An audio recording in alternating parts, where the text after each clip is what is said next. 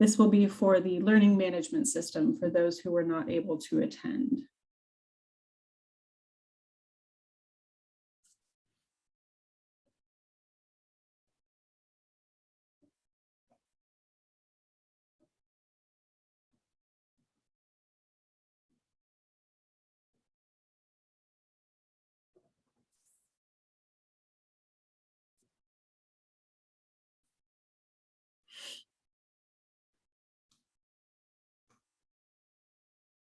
All right, Health and Human Services. We also have someone from the City of Austin.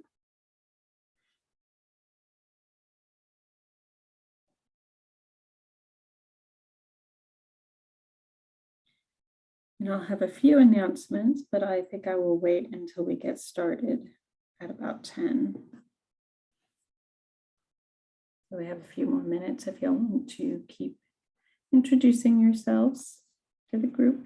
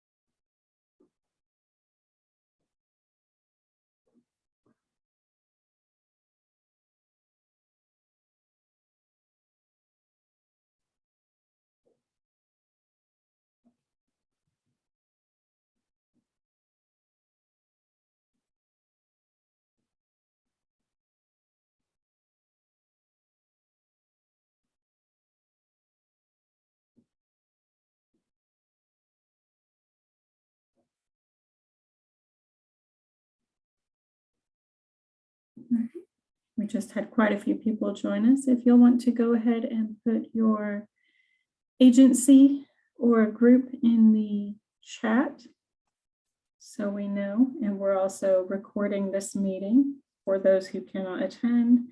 This will be a resource that will be on the learning management system, or if there's something that you heard during the meeting that you would like to go back and reference, it will also be available to you guys. All right, we have a few higher education people here as well. Welcome.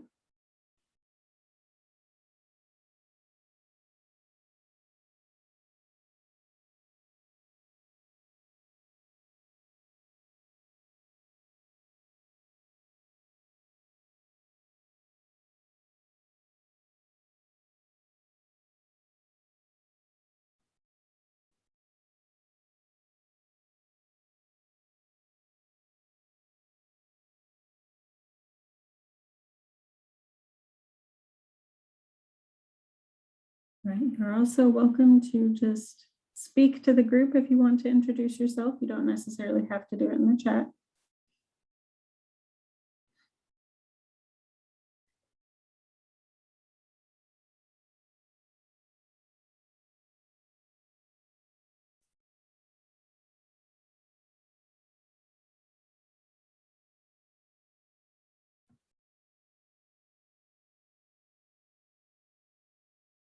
We'll give it a couple more minutes and then I've got a few small announcements and then we'll get started with our topic.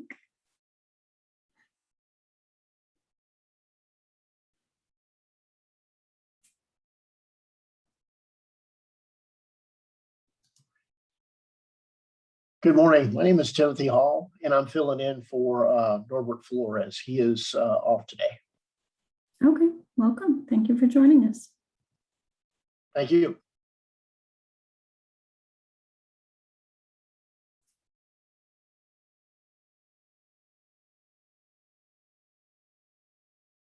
Okay, we still have a few people joining, so I'm going to give it a couple minutes.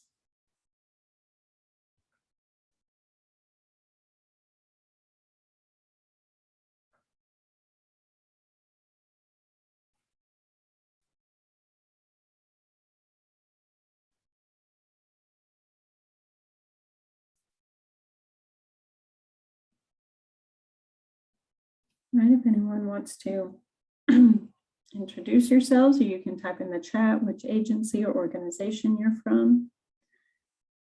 I think we have a nice mix. We have some higher education, some city leadership, and some state agencies. The fire department.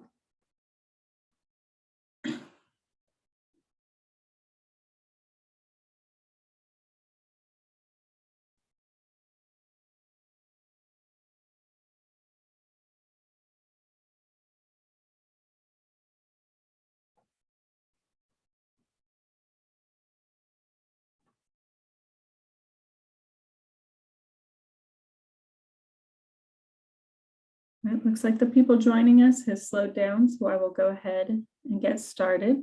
Like I said, if you want to go ahead and introduce yourself, you can do so just to the group. You can turn off your microphone, or you can do it in the chat if you would like. Again, this is being recorded and will be on the learning management system if you want to go back and reference the conversation, or if someone wasn't able to attend, they can go back and listen and get some of the great ideas that will be shared here today. Sorry, so because we are online, if you would like to, you can either raise your hand, or I think it would be helpful if you want to speak, if you turn on your camera to indicate to the rest of the group that you have something to say. I hope you had a chance to read our newsletter, which kind of introduced the topic. We're going to be discussing the HR section of the continuity plan template. And the idea is to put to the group if y'all think it would be beneficial to expand this section. Right now, it focuses mostly on decision matrices for management, call trees, and the specific requirements for essential staff. However, beyond that, it just kind of says, oh yeah, you should mention preparedness to the group, to your non-essential employees that do not perform essential functions. However, that really didn't seem like that much to me, especially with the COVID pandemic. There's a lot of other items that might be useful in the HR section. I will go ahead and share a story that I shared with the group on Tuesday. Part of the reasoning for selecting this topic was I read an article from the American Society of Public Administrators that was written by a FEMA representative. This gentleman worked for FEMA for 30 or 40 years and helped with disaster recovery with a lot of hurricanes and things like that. He would go out to location, and he spoke about how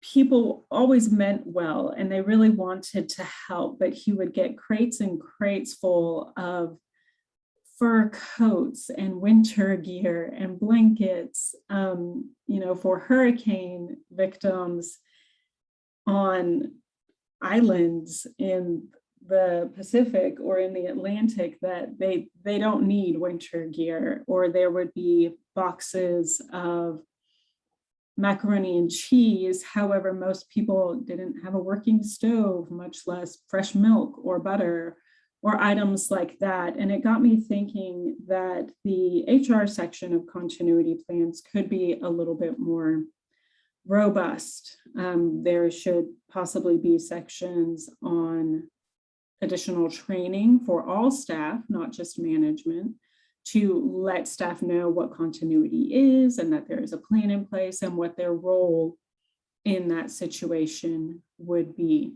So I will open it up to the group if y'all would like to, if y'all have any input. Maybe your plan already has a lot of these items in place, or maybe you've seen in the past year or two that it could really use some improvement, feel free to just unmute yourself.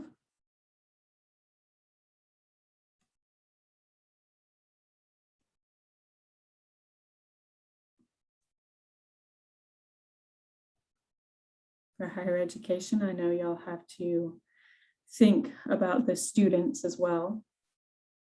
We have in the chat, we conduct training and review of our BCM annually.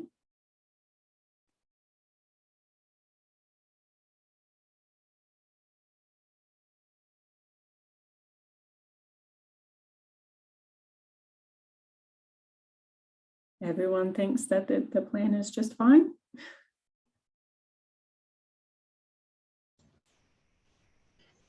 So Heather, this is Ann. And I mean, our agency, okay, the pandemic has kind of thrown everybody off, but historically we've been required to train all employees every year. My understanding is that's still a requirement. So, I mean, we give an overview to employees about the plan and kind of what they're going to initially be expected to do right when continuity starts, and to be available because things will change as continuity progresses. That's great. So that's a good point. That might not be something that's in everyone's plan, is to let them, just regular employees know what their role is and that they are expected to be on call. If you're not performing essential functions and say the building goes down or is inaccessible, what have you, for several months at a time, those employees might be concerned. Are they getting paid? Are they not getting paid? Do they need to look for other employment? Are they expected to be on call? Does anyone else do you have that section in your plan already? Or maybe you don't have it in there?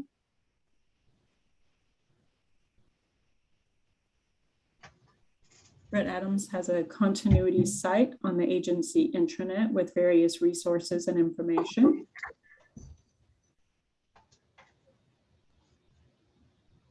You'll have part of the training. That's good. So you'll have a lot of training for staff. What about individual preparedness for your staff? Were they prepared during the winter storms? Did maybe they have a generator? Do they know how a generator works? Did they have a little phone charger that didn't require being plugged into the wall that they could use to make sure that they were able to reach either their work or emergency personnel if they needed to do so?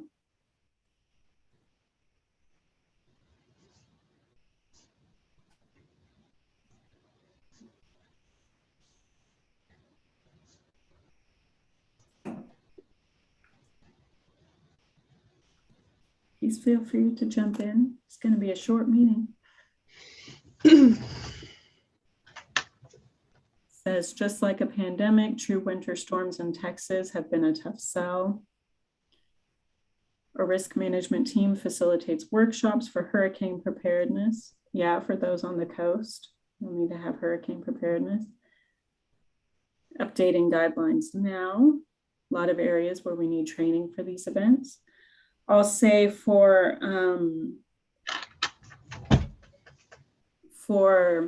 the State Office of Risk Management, our own offices, we definitely need to kind of beef up training for our staff just to be individually prepared. We also have an intranet site, but we can see that it's not really getting a lot of traffic.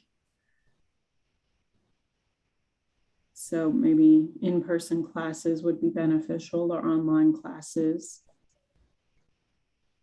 What about those in higher education? Send out information to the agency to prepare for bad weather. Does your office offer the training? We don't currently. We do have various types of training. But if you are looking for something specific, let us know and we can help you find it. Test our agency notification system monthly. That's really good. We are in the process of revising and improving our emergency hotline. That's a good That's a very good suggestion from Brett. That's your emergency notification systems. Make sure those work well. We just recently had a fire drill for the Clements building. And there were a lot of people that were actually out like getting coffee in the morning. And so they were trying to come back in the building when everybody else was leaving. And so we realized that it might have been a good idea to send out an emergency notification to let them know, hey, there's a fire drill happening. Don't try and come back in. You need to go directly to the meeting location for drills.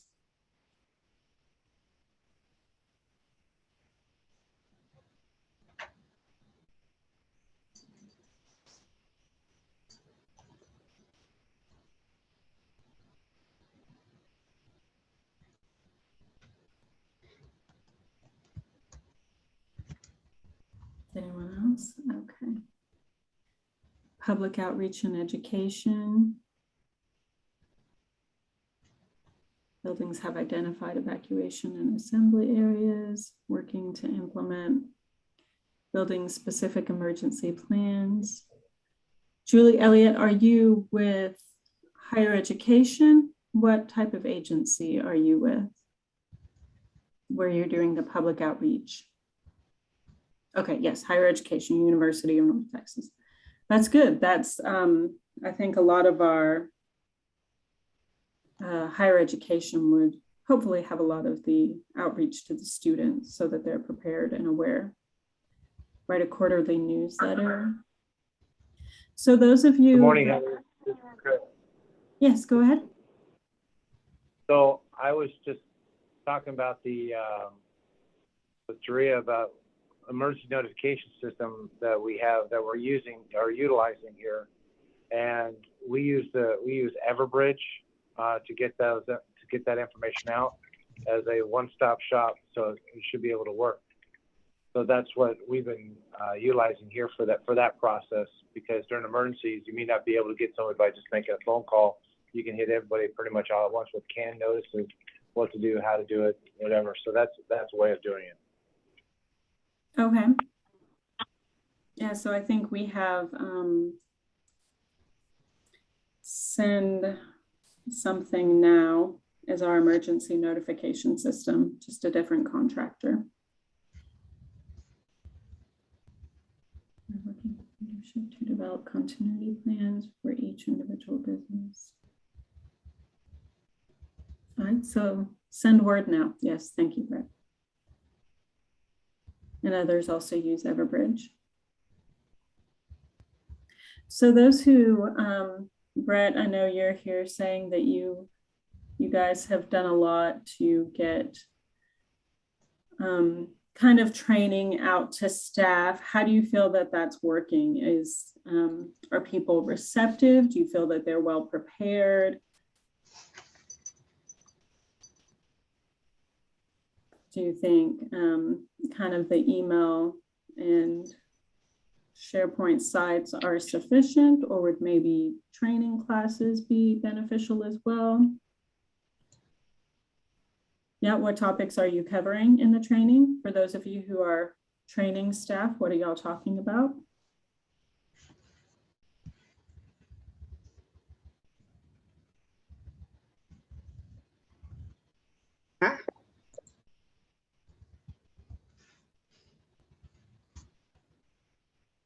Oops.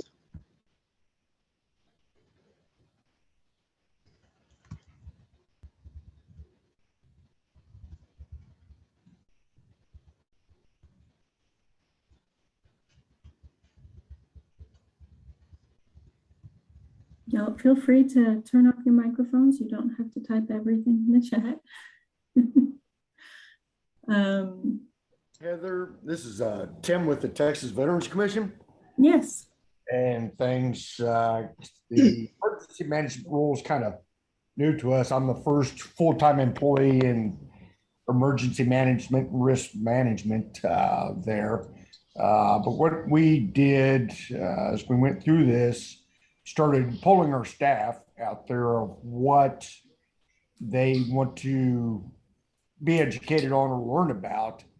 And overwhelmingly, because we got a lot of our, probably about 80% of our staff in VA facilities, Veterans Administration facilities. So we're starting to, in March, we're rolling out a active shooter training out there to take it live out to our staff, not necessarily what the response as far as first responders is, but more of their reaction to staff. So I'm kind of working on that right now. I think a lot of people are excited. I'm already starting to get other departments saying, hey, when you do this, or once we kind of get it refined and tuned, we need you to come down here. We need you to go out there, because we got staff throughout the entire state that we're going to be taking this out to. Our goal is to make it live versus just a Zoom or online LMS type training out there. So that's kind of what our goal is as we go into 2022. That's great. So y'all have a lot of training that you'll be doing for all the staff. I see Karen says that you'll do new hire orientation, review basic safety in COOP, teaching people what it is. That's really good. Risk assessment, business process analysis. Yes, there is an active shooter training next week by DPS if anyone wants to attend. And you have some. So our training for all staff looks a little bit like what Karen put in the chat, where we're telling them, yes, we actually have a plan, so they know about it. We talked to them about who the continuity personnel are, so they're not wondering, am I part of this and I just don't know it? We talked to them about what our mission essential functions are and our essential supporting activities. We include how they should expect to be notified and remind them, because we're an agency that's on CAPS, that every time their personal information changes, that they need to go in and update that, because that's where we get their cell phone, personal information, emergency contact information from. We remind them, we tell them they'll be on some sort of leave, at least initially, and to be prepared to be called in at any time. So don't go take another job necessarily. Don't go on vacation without telling someone, those kinds of things. That's great. So y'all have a really good preparedness plan in place and notification system for staff. Now, what about this? This is a lot about training. This might also be in your training section, not just human resources. But what about after an event has happened? What are y'all's resources look like for mental and physical wellness? Do you know where the plan is for the workers' compensation procedures to report those? And what about different resources for mental wellness, such as EAP? It's going to depend on the situation, on the event that happens, if it's just localized in one building, or maybe it's a whole area. I know for our organization, we rely pretty heavily on EAP resources from ERS, but what if those resources aren't available after an event because ERS just isn't focusing on that? Do y'all have any kinds of plans for that? Or I'll give an example. My mother worked for the IRS my whole life, and she was there when the plane crashed into the building. This was a couple of years after 9/11, so I think 2003, 2004. And so while the building wasn't very damaged, there was a part of it that was damaged and a few people died from the incident. However, most staff didn't want to go back to the building because they were nervous and scared, and reasonably so.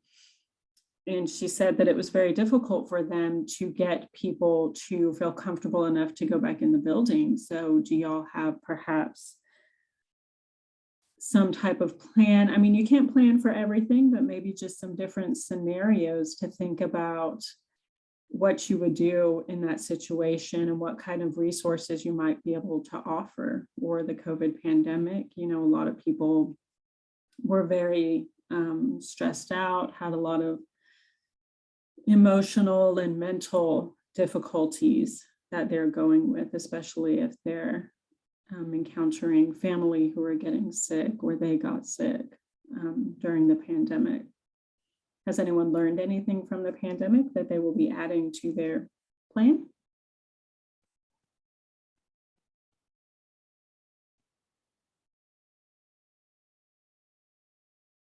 We've got the information for the active shooter training in the chat if y'all want to look that up.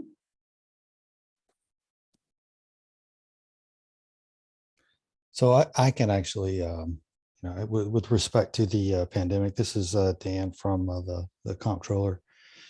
You know, one of the things that that we took away from that is that we ended up teleworking a lot more than we ever thought we would.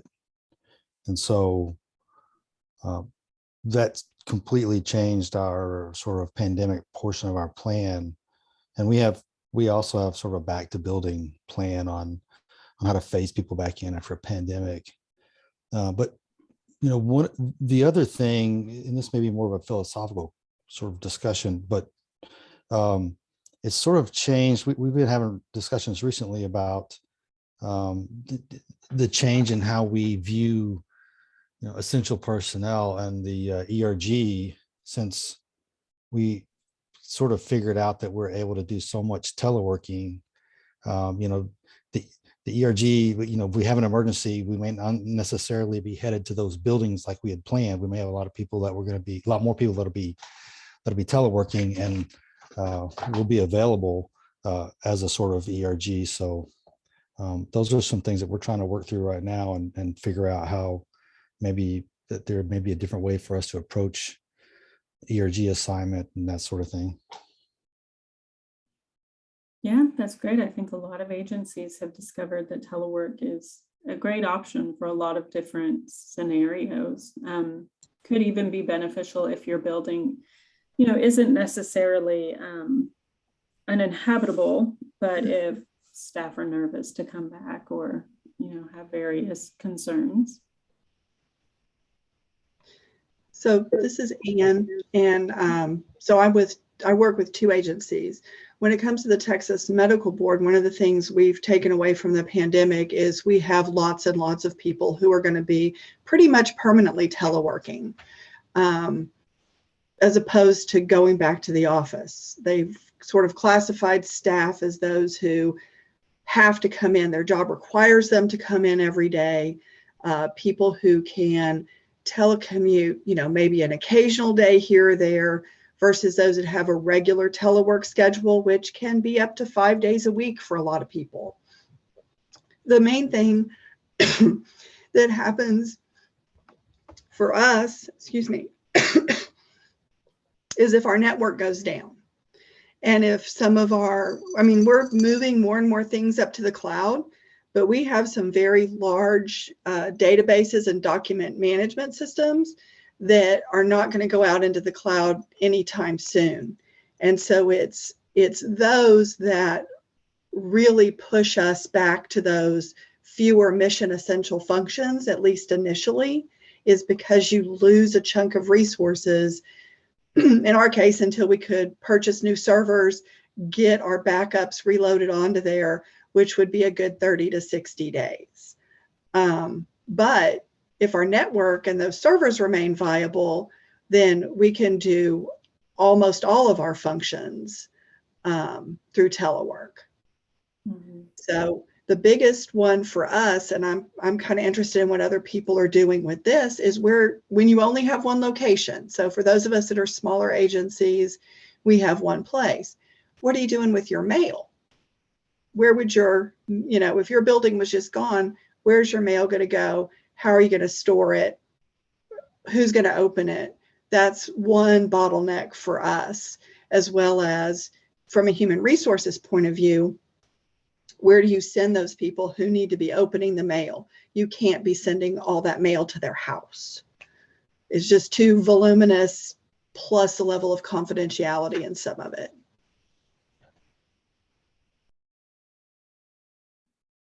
Does anyone have an example? Did anyone have to deal with mail issues during the pandemic where maybe you can get to the office to handle mail and had to maybe reroute it to somewhere else?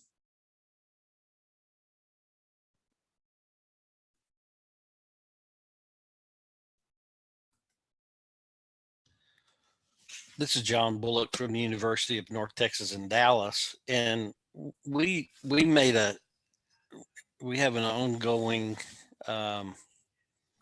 contract understanding with the U.S. Post Office that if that kind of stuff happens, they just hold our mail for us, without delivering it. And then whenever it's freed up, the issue is that when we do that, it takes many trips to the post office to gather up the backlog of mail. But we've solved the storage problem of it by just not having it delivered, and so, we were all under the pandemic, and we were completely virtually online as a university 2 weeks after the pandemic shut down last March. The thing that affected us the most was the winter storm because, across our system, with the electricity going out, we lost our data centers had issues, and so there were some things that were, I think, more of a lesson learned from that incident than the pandemic across the board. We were able to go virtual pretty fast compared to some of the other schools. And so, it just depends on the situation, but they're all a learning time. What do you do? And so, do we have the backup generators in place that we need in the specific spots that we need them? And so, those are the kind of things that this was a learning experience across the board this last year and a half. So I'm done.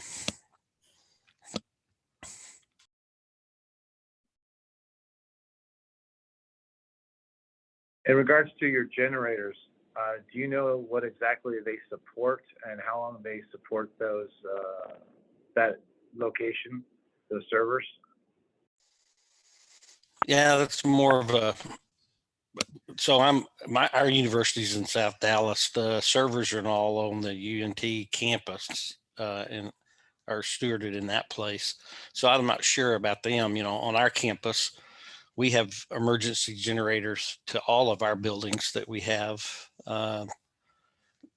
So even when people aren't there, we don't lose just the basic because our PD stays on campus the whole time. So we make sure that they have what they need and that the power is up for them to be able to secure the university. So somebody from UNT, I know there's a couple of people that are on here from there that may be able to answer that better than I can.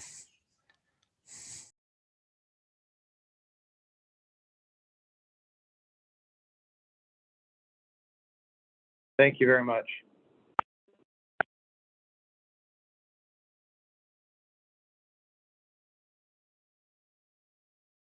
Anyone else on mail or the winter event? I think there's a lot of discussion over here in the chat about how good of a plan teleworking became for a lot of situations, but then what happened during the winter storms.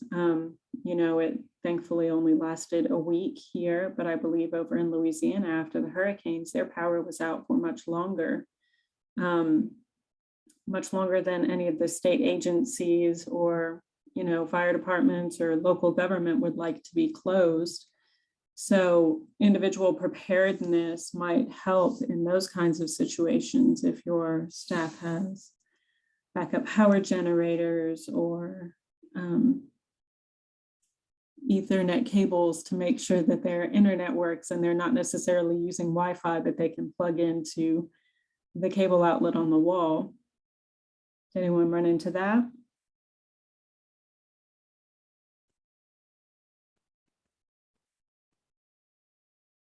Tethered to cell phones?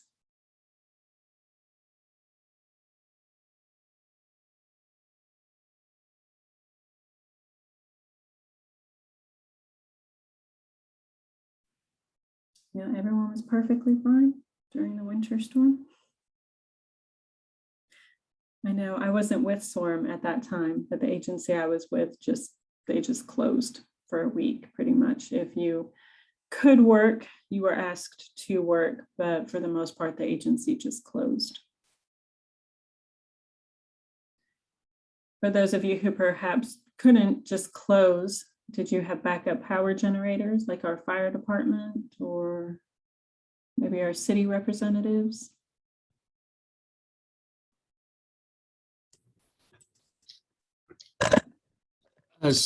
So we pretty much had to have, can you repeat the question? Just what y'all did during the winter storm, especially regarding the power outages and stuff like that, since y'all are much more outward facing with fire department.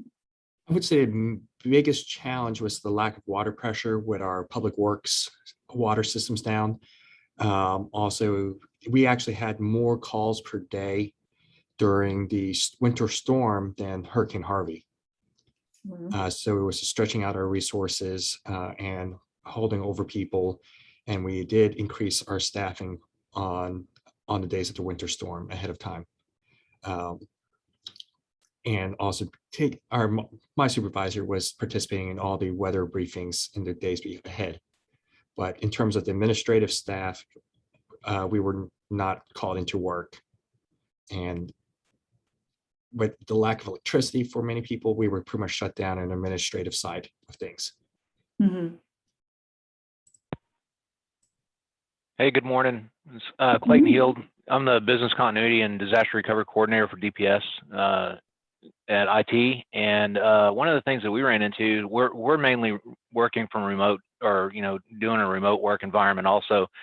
But one of the things that we looked at was if we had essential personnel that were stuck in the winter storm, how do we get them to where they can go to work if they're without power and they can't work from their remote work location? And so that caused us to try and coordinate with other state agencies with four-wheel drive capability and stuff like that to move those personnel where they needed to be moved, and how to coordinate that and get those people where they could actually work. And maybe it wasn't to the office, but someplace that did have power that they could connect back through the VPN and do their work.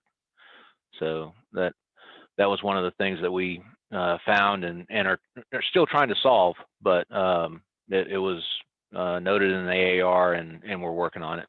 So That's great. I think that's a great example of not just just HR, but how connected everything is with continuity. Like we can focus on little individual sections to discuss, but everything kind of overlaps. So you definitely rely on other agencies or other divisions to help out during these situations. So everything has to kind of work together. Does anyone else have any examples of anything? Maybe something that went well during COVID? Did any of y'all do anything to try and maintain, I guess, a sense of community within the office with everyone being at home, and to try and help out with mental and emotional health?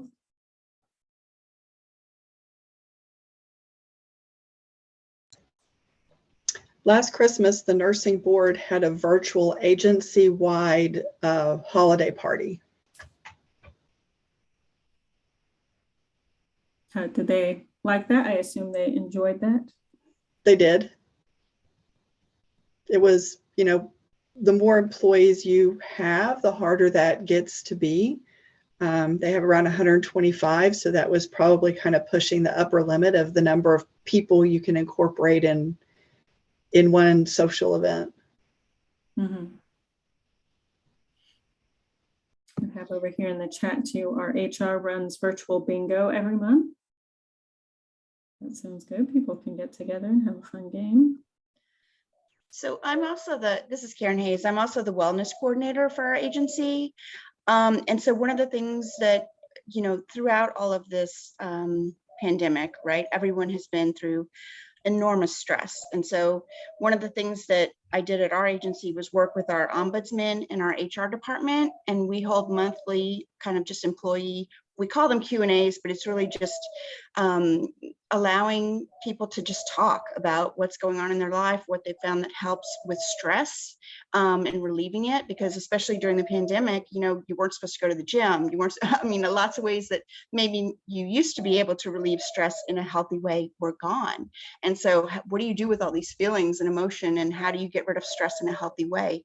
And so we've been doing those every month, and they've been really well received. And I think they've done the agency a lot of good. And we've heard some stories. I mean, you wouldn't believe all the pain that's out there. And I think people really need an outlet for that. So. That's a great suggestion. Did anyone else do anything?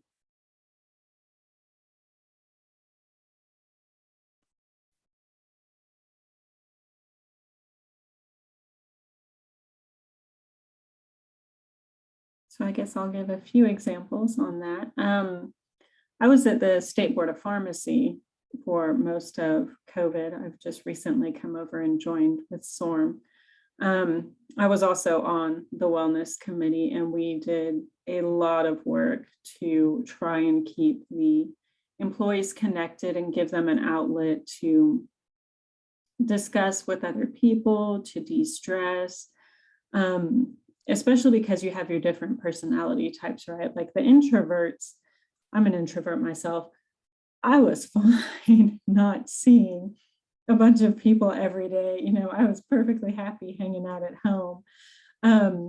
But a lot of the extroverts really had a hard time with it. They really need and thrive on that interpersonal interaction. So we did bingo during lunch. We did Pictionary games.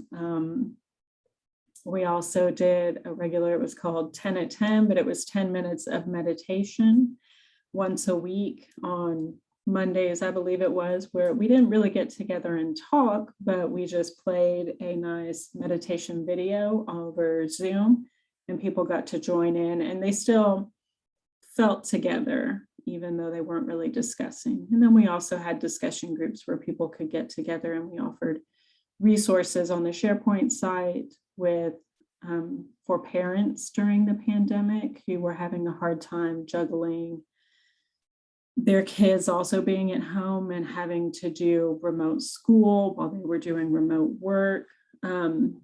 That's another good one. I know with telecommute, it really kind of helps with flexibility in hours, where y'all's agency is able to kind of flex hours and work with the employees, especially if they had kids at home where they had to do school. Or did y'all have more of a set time frame that you had to kind of work within?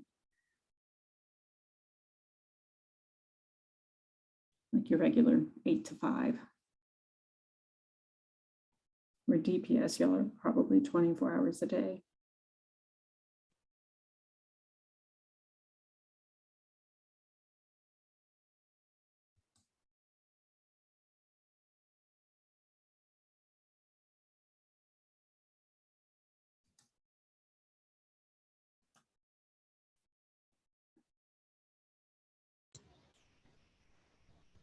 For a lot of our staff, this is Ann again, for a lot of our staff, we were able to flex their schedule just as long as they got their work done in a timely basis. But there's obviously some jobs that require things to be done at a certain point in time. Like we've got an enforcement process, and there's deadlines in our statute that you have to meet. And some of those require filing documents with, you know, SOA or potentially with a court. And those things have specific deadlines that we were able to be a little less flexible with. And then our call center was probably the one that was the hardest to try to flex. We did, because of social distancing, we did reduce the number who were in the call center at any given time so they could be more socially distanced. But, you know, giving them more flexibility, like what times of the day to work, was just not really possible. Right. Yeah. Some positions you just can't really changed. But I guess maybe perhaps some people were able to, if they really couldn't make it work, could switch responsibilities with other people. I don't know if anyone experienced that. Y'all are also, if you have any other questions or anything else you would like to bring up, doesn't necessarily have to be specifically HR related. Please feel free to discuss those as well.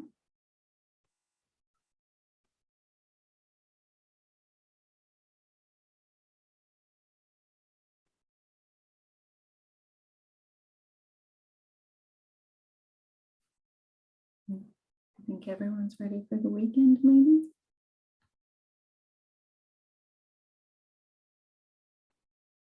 All right, well, I don't really have any additional points for HR related items for the COOP plan. I think there have been some good points brought up that maybe not all agencies have in their COOP plan. So some recommendations that we could make for entering that information.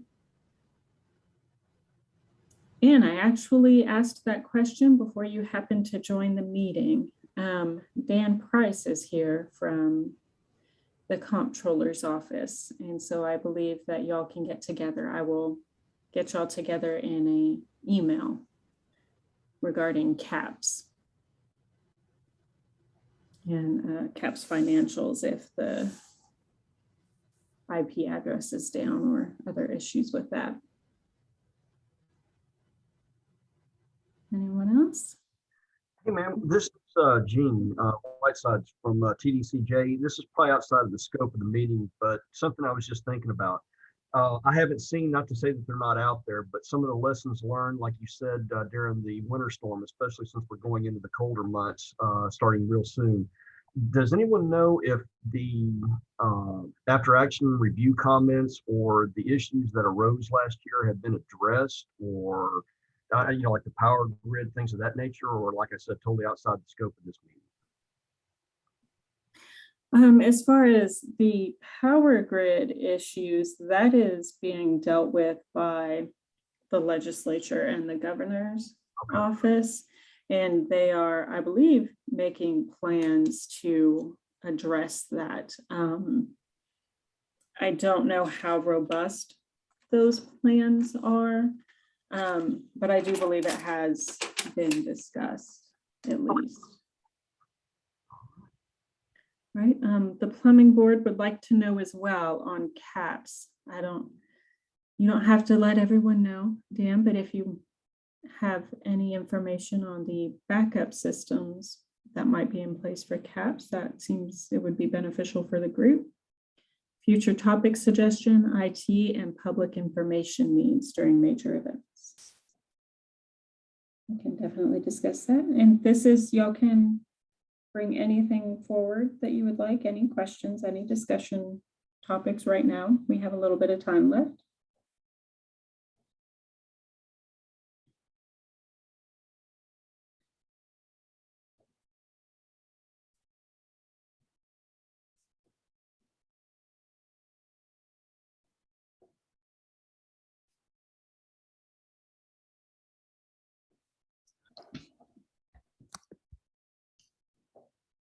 Right, this is Dan at the comptroller.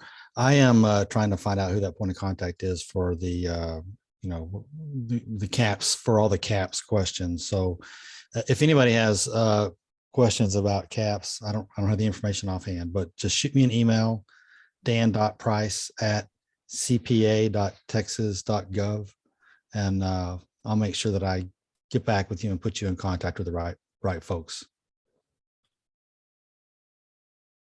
Thank you. That's very appreciated. Does anyone else have any issue they would like to discuss?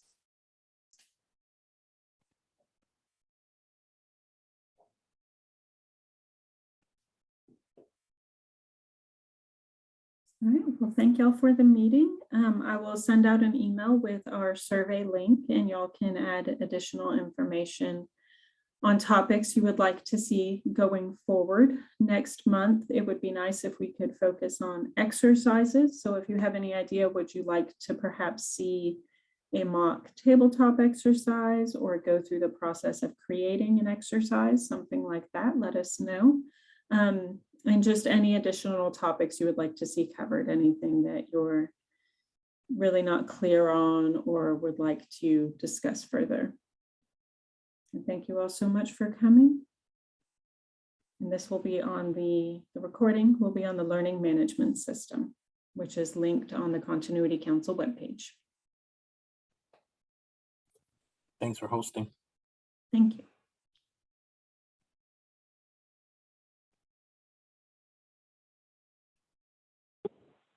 Thank you, Heather. Have a great day. Thank you. You too.